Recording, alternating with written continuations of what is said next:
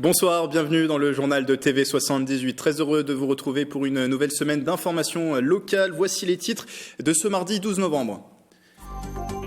10 migrants de plus en plus jeunes à accompagner dans les Yvelines. L'un des constats du dernier rapport annuel du Secours catholique sur la pauvreté en France. Dans le département, ce sont en tout 27 000 personnes qui sont soutenues par l'association.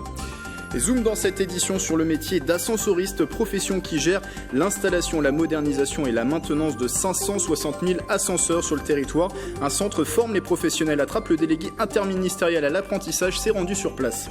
Et puis revivre la rencontre entre De Gaulle et Eisenhower de 1959 au château de Rambouillet. C'est le principe de Secret Défense, une pièce immersive et participative qui sera jouée en juin prochain. Plus de 600 bénévoles y seront associés.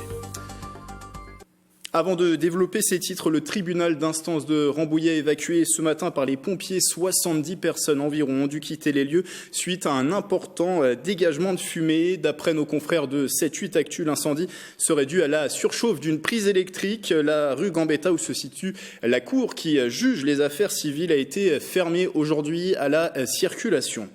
Un mot de politique, samedi, les adhérents de la République en marche se sont réunis à l'occasion d'un campus à Villepreux. L'objectif, échanger et définir une ligne directrice pour les prochaines élections municipales. Les détails de Mickaël Elmidoro.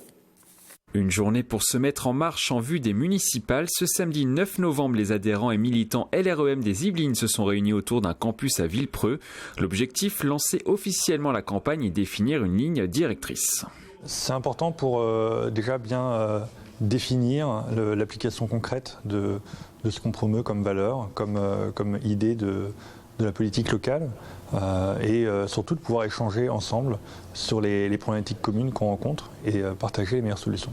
Pour échanger, plusieurs ateliers d'1 heure étaient organisés sur le site tout au long de la journée, au programme des thématiques sur l'écologie, l'éducation ou encore l'urbanisme. C'est aussi la méthode de la République en marche. C'est que dans notre projet progressiste, il y a cette méthode qui est basée sur la co-construction et sur le travail en proximité avec le terrain. Donc on arrive avec aucune idée préconçue et l'idée de la journée, c'est que chacun puisse s'exprimer. Au total, plus de 200 militants et futurs candidats se sont réunis autour de ces ateliers, parmi eux de nombreux jeunes.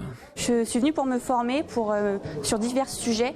On a tous une appétence donc selon notre profession, nos études, mais on n'est pas compétent sur tout, donc je suis venue pour apprendre. On a la chance de pouvoir profiter de retours d'expérience des personnes qui ont déjà fait campagne ou qui se lancent en ce moment en tant que candidat ou chef de file.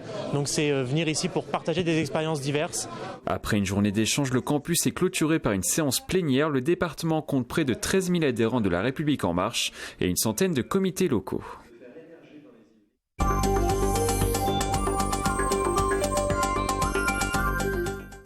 Une hausse de l'extrême pauvreté, une précarisation de plus en plus importante des migrants sur le territoire. Constat du dernier rapport du Secours catholique paru en fin de semaine dernière. Pour en parler, Caroline Lejar, bonsoir. Bonsoir. Vous êtes coordinatrice du Secours catholique Caritas France dans les Yvelines. Alors il apparaît dans ce rapport que c'est en Île-de-France que la proportion des personnes en grande précarité est la plus importante.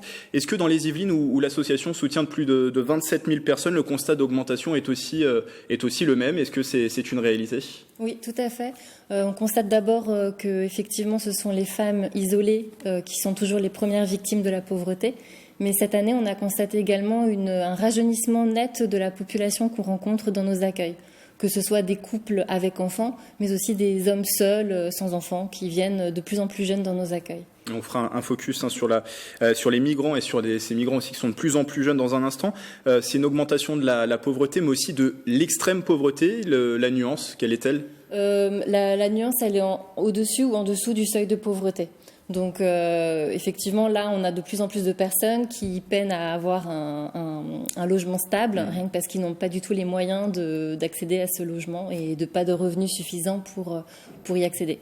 Ce sont les explications. Comment on explique justement cette augmentation? Comment on l'explique? La baisse des revenus déjà, la baisse des allocations, le manque de logements sociaux sur le marché qui entraîne une précarisation des ménages puisqu'ils n'arrivent pas à accéder à un logement et du coup se retrouvent dans un hébergement d'urgence.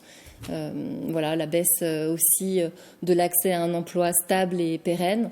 On voit notamment que même des personnes qui sont dans un emploi depuis plus de 2 ans viennent dans nos accueils et nous présentent des factures d'impayés. Donc on voit que même quand on a un travail aujourd'hui, ça ne suffit pas à payer tout ce qu'on doit payer dans la vie. Ça, finalement, il y a une diversité de profils aujourd'hui, malheureusement, dans les personnes que vous accompagnez. Oui, tout à fait.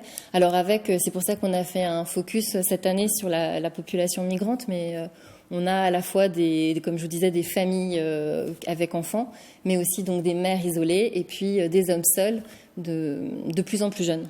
Alors, dans ce rapport, une partie analyse la situation des personnes étrangères et migrantes. La plupart des cas rencontrés aujourd'hui par les 60 équipes locales du Secours catholique dans les Yvelines sont justement ces personnes étrangères et migrantes, c'est ça ? On a à peu près 2/3 des personnes qu'on rencontre dans nos accueils sont effectivement d'origine étrangère. Certains sont là depuis assez longtemps, parfois même plus de 10 ans, et leurs difficultés ressemblent un petit peu à celles que rencontrent les personnes françaises. Donc, comme je vous disais, difficulté d'accéder à un emploi stable, difficulté d'accéder à un logement, etc. Mais on a aussi des personnes qui sont là depuis moins de 2 ans. Donc, pour eux, les conditions sont extrêmement difficiles puisque certains ont très peu de revenus ou pas du tout de ressources et ont du mal à avoir un droit au travail, un statut légal stable et sans compter la barrière de la langue aussi qui est une difficulté supplémentaire, etc. Et dans ces personnes, il y a aussi une augmentation du nombre de jeunes. C'est de plus en plus de jeunes qui sont concernés. Oui. Alors jeunes, effectivement, il y a plus de 18 ans, mais on rencontre nous de plus en plus de moins de 18 ans. Et certains sont pris en charge par le département, par l'aide sociale à l'enfance, et d'autres, pour différentes raisons, n'ont pas cette protection-là, et on se retrouve à devoir les accompagner. Il y a le cas notamment des mineurs non accompagnés. 400 sont reconnus comme tels par le tribunal de Versailles. Tout à fait, mais un certain nombre ne le sont pas. On n'arrive pas encore à avoir vraiment les chiffres exacts sur ceux qui ne sont pas rencontrés, mais on sait qu'aujourd'hui, autour de la Verrière, il y a 20 jeunes qui sont à la rue, sans solution d'hébergement, par exemple. Donc ça, c'est le constat. Maintenant, les solutions, comment le Secours catholique, justement, accompagne ces personnes. Quel type d'actions sont déployées sur le territoire ? Alors, on a des permanences d'accompagnement administrative, où on essaye d'expliquer aux personnes quels sont leurs droits, comment elles peuvent y accéder, leur donner les moyens d'y accéder, en tout cas.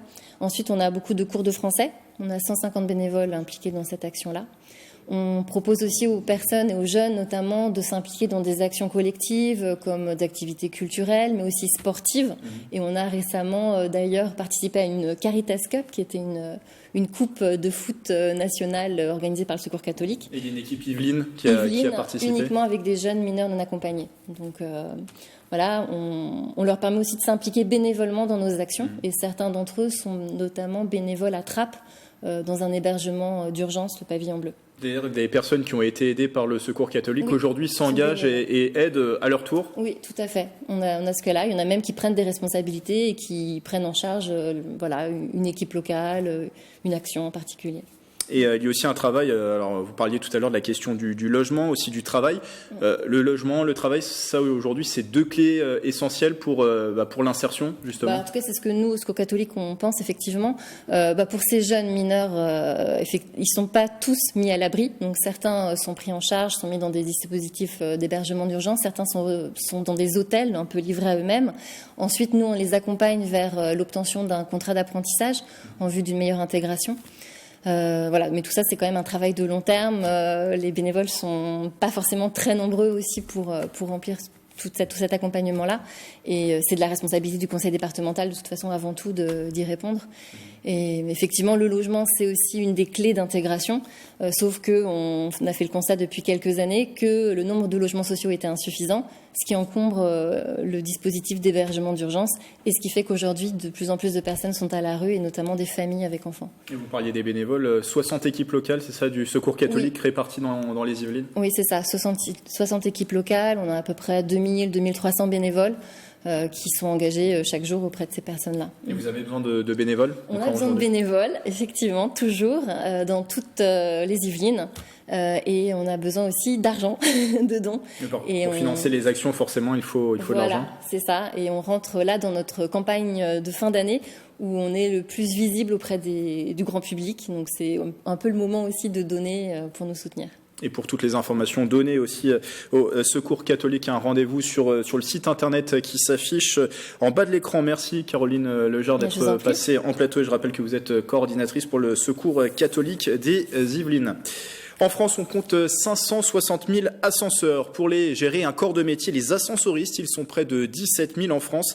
Un métier peu connu qui cherche pourtant à recruter. Attrape, l'entreprise connaît, forme ses futurs salariés dans un centre dédié dans lequel s'est rendu la semaine dernière le délégué interministériel à l'apprentissage. Le reportage de Mathilde Demy. Au centre de formation Connaît, Thomas a débuté son cursus ascenseur il y a maintenant 6 semaines. Embauché en CDI comme technicien de maintenance, il s'exerce toutes les semaines sur des maquettes.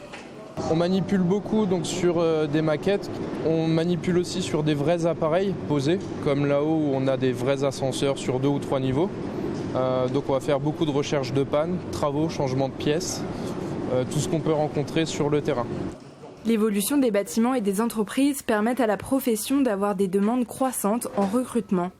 Un besoin d'apprentissage pour effectuer la maintenance, le dépannage, l'installation et la modernisation des ascenseurs.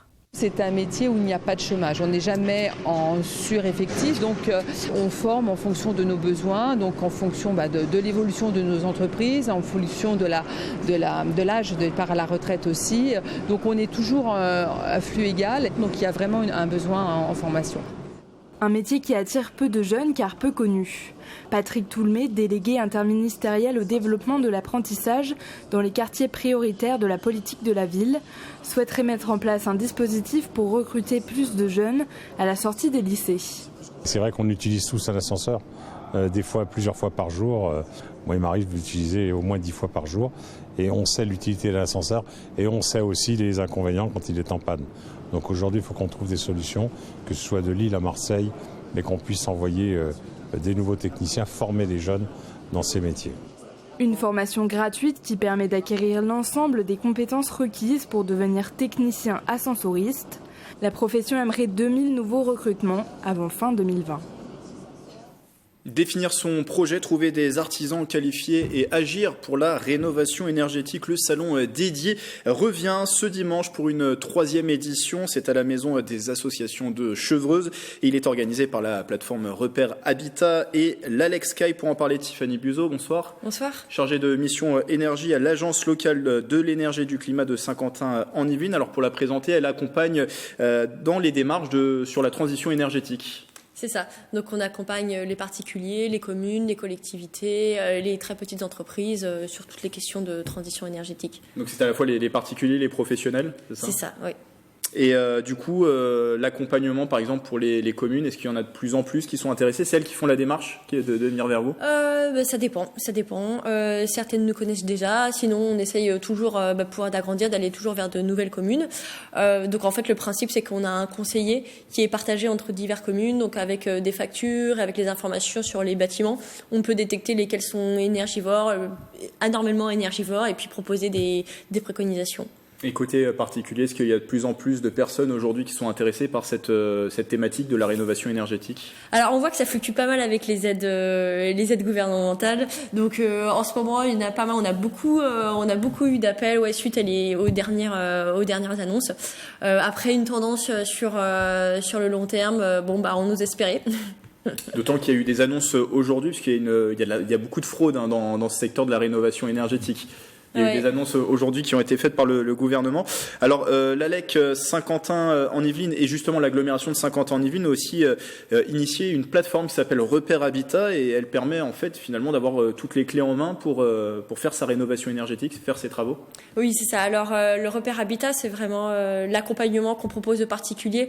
Donc, ça consiste en premier un rendez-vous avec un conseiller de l'ALEC où on va pouvoir exposer la problématique. En fait, soit on a des travaux à faire et puis on se dit ce serait bien d'isoler en même temps, ou alors c'est parce qu'on a des consommations excessives ou anormalement chaud, anormalement froid dans son logement.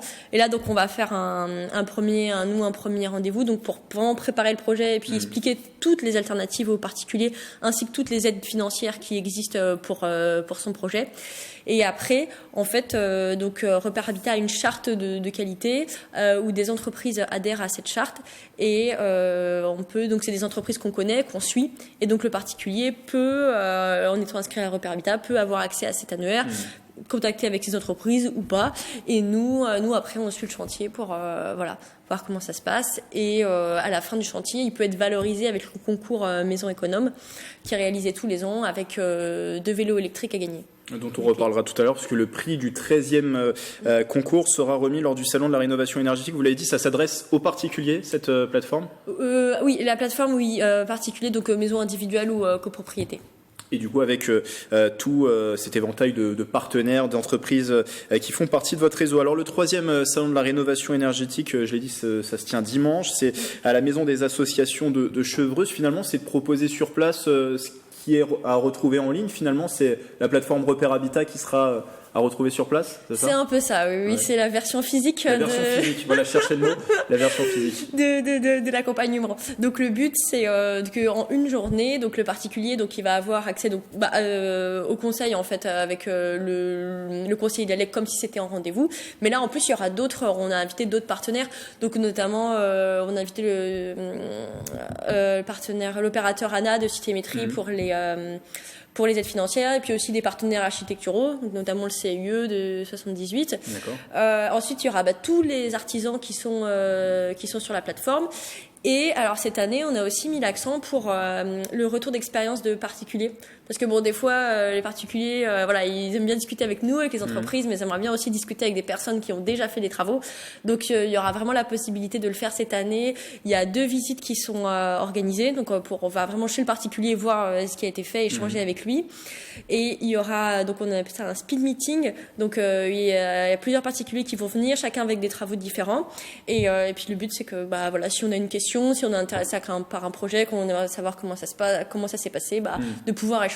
Ça permettra d'avoir un suivi sur des projets qui ont déjà été réalisés. D'ailleurs, pour ceux qui hésitent encore aujourd'hui à faire des travaux de rénovation énergétique, on rappelle que le gouvernement en a fait une priorité nationale, en tout cas pour la rénovation des bâtiments. Pourquoi c'est intéressant aujourd'hui de mener des travaux de rénovation énergétique ? Pourquoi c'est intéressant ? Alors ça peut être intéressant pour le confort thermique, ça peut être intéressant pour réduire sa consommation de chauffage, donc soit pour un aspect financier, soit pour une question de sensibilité. Ça peut être intéressant pour valoriser le patrimoine de sa maison. Maintenant, les personnes quand ils vont louer, quand ils vont acheter, ils regardent de plus en plus les factures. Donc voilà, si on veut pouvoir vendre plus facilement, pouvoir mettre en valeur son bien, on peut utiliser l'isolation. Ouais. Donc vous avez parlé du programme du salon, c'est un parcours en 3 étapes qui sera proposé sur place, c'est ça ? C'est ça. Alors en fait, donc les 3 étapes, c'est en gros préparation du projet. Donc là, ça va vraiment être la partie rencontre avec le conseiller, toutes les associations, et la partie rencontre avec d'autres particuliers, du coup qui n'arrivent qu'au salon. Et après, il y a la partie rencontre avec les artisans. Et ensuite, donc la 3e partie, c'est ce qu'on appelle après-travaux. Donc ça va être la valorisation, donc la visite, et puis le concours Maison Économe. Donc le concours Maison Économe, la remise va être à midi. Et en fait, tous les particuliers sont invités et peuvent voir donc des travaux performants qui ont été réalisés sur toutes les Yvelines cette année, avec une rétrospective sur toutes les années précédentes. Donc c'est la 13e édition de ce concours dont le prix sera remis dimanche. Juste en quelques mots pour le présenter, c'est combien de maisons ont été en compétition cette année ? Je crois qu'il y a un peu plus d'une dizaine cette année. Ouais, donc juste sur le sud d'Yvelines. Juste sur le sud d'Yvelines. Ouais. Et donc le prix sera remis sur place pour se rendre au salon. Pas besoin d'inscription, on peut se rendre directement sur place. Dimanche. Oui, c'est ça. Alors si vous voulez taper sur internet, c'est Maison des associations Claude Génaud. Là, on tombe tout de suite dessus. Ça ouvre à partir de 10h jusqu'à 18h sans interruption. Vous avez le programme sur internet sur le site de l'Alexki avec toutes les horaires des visites. Si vous voulez participer. Donc là, on voyait le site de Repère Habitat qui s'affichait. Ça y est, l'Alexki qui est en train de s'afficher pour toutes les informations sur ce 3e salon de la rénovation énergétique. Je rappelle qu'il est au programme dimanche à la Maison des associations Claude Génaud à Chevreuse. Merci Tiffany Buzot d'être passée en plateau chargé de mission énergie à l'Alex Saint-Quentin en Yvelines. Le sport, la Transat Jacques Vabre bouclée pour Louis Burton. Le skipper de Rambouillet est arrivé ce matin avec son coéquipier Davy Baudard à Salvador de Bahia au Brésil. Et l'équipe Bureau Vallée termine 8e de la compétition de voile en IMOCA. 14 jours de traversée. La Transat était partie pour rappel du port du Havre le 27 octobre dernier. Une course remportée dans cette catégorie par Yann Eliès et Charlie Dalin sur le bateau Apivia dans la nuit de samedi à dimanche. Ils sont arrivés dans la nuit de samedi à dimanche. Ce dimanche, justement, c'était la 6e édition du Grand Prix de Vélizy. 170 cyclistes se sont affrontés sur la piste du Vélodrome national de Saint-Quentin en Yvelines et parmi eux, des jeunes en catégorie cadet et minime. Mélanie Poquet. Alexandre Grignon n'aura pas raté le rendez-vous. Le jeune cadet de l'US Créteil remporte l'élimination, l'une des épreuves de l'Omnium. C'est la 4e fois qu'il participe au Grand Prix de Vélizy. Le niveau il évolue de plus en plus chaque année, donc c'est bien pour pouvoir performer et s'améliorer de plus en plus. Donc c'est pas un truc qui me dérange, c'est pas gagner, on apprend. Une matinée réservée aux minimes, cadets et cadettes venus de 9 comités régionaux différents et des Yvelinois avec des objectifs plein la tête. Il faut que je réussisse les courses de Coupe d'hiver pour partir en Coupe de France. Essayer de me démarquer sur les Coupes de France pour faire les championnats de France. Et c'est mon objectif.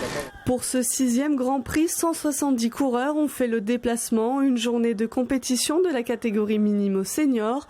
3 épreuves différentes étaient proposées, vitesse, kérine et omnium. À chaque fois, on découvre de jeunes talents et aujourd'hui, les jeunes qui sont en équipe de France sont tous passés par le Grand Prix de Vélizy. Pour avoir une élite en France, il faut donner envie aux jeunes. Et là, c'est une occasion formidable parce que nous sommes dans le Vélodrome national qui sera le théâtre des Jeux Olympiques de 2024 et il faut faire rêver les jeunes. Et courir au Vélodrome national, là, ça fait partie du rêve. Ce Grand Prix était la première manche de la Coupe d'hiver. La prochaine se tient le 1er décembre, toujours au Vélodrome national de Saint-Quentin en Yvelines. Plus de 600 bénévoles recherchés pour reconstituer une scène historique au château de Rambouillet. Une société de production propose de revivre la rencontre entre le général de Gaulle et Eisenhower, président américain, au château de Rambouillet. C'était en 1959. Marilène Yapichino vous en dit plus. En 1959, le général de Gaulle recevait le président américain Dwight Eisenhower au château de Rambouillet pour un sommet d'État. Un événement d'envergure internationale que Polaris Productions vous propose de revivre sur place. Bienvenue au château de Rambouillet, madame la conseillère. Par ici, s'il vous plaît, je vais vous monter dans vos appartements. Le spectacle est immersif, toute l'équipe vous met dans la peau d'un membre de délégation. Dans cette pièce, un centre de renseignement sera reconstitué. Ici, il faut imaginer arriver dans un espace comme celui-ci avec les bandes magnétiques, les écouteurs, les grands tableaux qui permettront de raconter au public quelle était la situation de la France en 1959, le début du programme nucléaire, les événements évidemment en Algérie, aussi la situation de Berlin qui pose problème à cette époque-là. Le public est vraiment amené au cœur du sommet, dans les coulisses d'un sommet d'État et de pièce en pièce, il va suivre l'évolution de ce sommet. Par ici, madame la conseillère, voici l'aile réservée aux délégations étrangères. Pour que le spectacle nommé Secret Défense soit réussi, la production recherche plus de 600 bénévoles, car en plus d'être immersive, la reconstitution est participative. Ce sont les habitants qui vont faire revivre le lieu et l'histoire qu'il contient. En fonction de son temps libre, chacun peut trouver un rôle avec texte ou revêtir un costume de figurant pour des représentations qui auront lieu en juin 2020. Avec des projets comme les projets de ces spectacles immersifs, on recrée ce lien, on permet une réappropriation des habitants du territoire, une réappropriation de ce lieu patrimonial, ils se le réapproprient et ils sont acteurs aussi de la vie de ce lieu, du développement de ce lieu. Après cette présentation à la presse, l'équipe du spectacle donne rendez-vous aux volontaires prêts à embarquer dans l'aventure vendredi 15 novembre au château pour une réunion d'information et un premier casting. On clôture ce journal à Buc. Depuis le mois d'octobre, les habitants peuvent profiter d'une salle de spectacle qui a fait peau neuve. La commune a rénové son théâtre des Arcades, une scène agrandie, des sièges rétractables, découverte avec Mélanie Poquet et Aurélie Ronze. Des loges avec un accès direct à la scène, c'est l'une des principales nouveautés du théâtre de Buc. La salle, utilisée depuis une quarantaine d'années, s'est refait une beauté. On s'est attaqué vraiment aux problèmes de base, c'est-à-dire refaire toutes les parties perches, tout ce qui est électrique, avoir du matériel neuf et récent. Donc voilà. Et puis bien sûr essayer de l'amortir en évitant tout ce qui est location, puisque avant on louait pas mal de matériel.